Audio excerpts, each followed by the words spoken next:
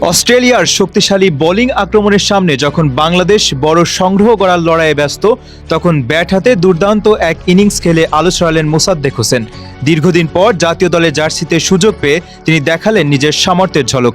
প্রতিপক্ষের অভিজ্ঞ ও মানসম্পন্ন বোলারদের বিপক্ষে আত্মবিশ্বাসী ব্যাটিং করে খেললেন ৭০ বলে অপরাজিত ৮৬ রানের অসাধারণ এক ইনিংস জুড়ে মোসাদ্দেক ছিলেন দারুণ নিয়ন্ত্রিত।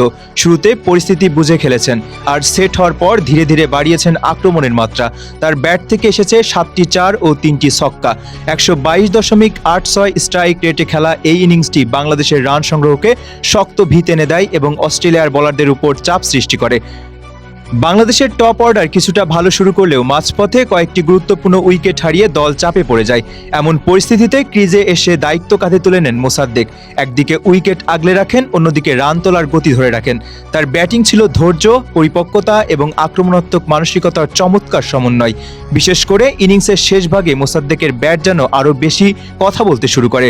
অস্ট্রেলিয়ার বোলাররা যখন রান আটকে রাখার চেষ্টা করছিলেন, তখন তিনি দৃষ্টিনন্দন সব শটে বাউন্ডারি ও ওভার বাউন্ডারি আদায় করে নেন।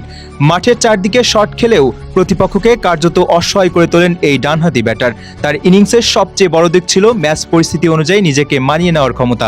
শুরুতে সময় নিয়ে খেললেও শেষ দিকে দ্রুত রান তুলে দলের স্কোরকে আরও শক্তিশালী অবস্থানে নিয়ে যান। শেষ পর্যন্ত অপরাজিত থেকে মাঠ ছাড়েন তিনি, যা তার ইনিংসকে আরও মূল্যবান করে তুলেছে। মোসাদ্দেকের এই পারফরমেন্স শুধু একটি ব্যক্তিগত সাফল্য নয়, বরং বাংলাদেশের জন্য বড় ইতিবাচক বার্তা।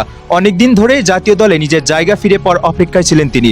সুযোগ পেয়ে যে তিনি প্রস্তুত ছিলেন, সেটি যেন ব্যাট হাতে প্রমাণ করলেন অস্ট্রেলিয়ার বিপক্ষে। বিশ্ব ক্রিকেটের অন্যতম শক্তিশালী দলের বিপক্ষে এমন ইনিংস নিঃসন্দেহে আত্মবিশ্বাস বাড়াবে মোসাদ্দেকের।